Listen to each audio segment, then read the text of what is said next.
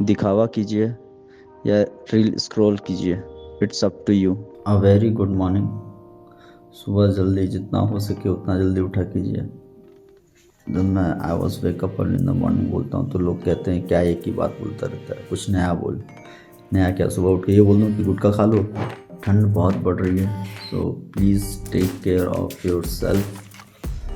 Precaution is better than medicine, that's it, simple. मस्त clip बनली.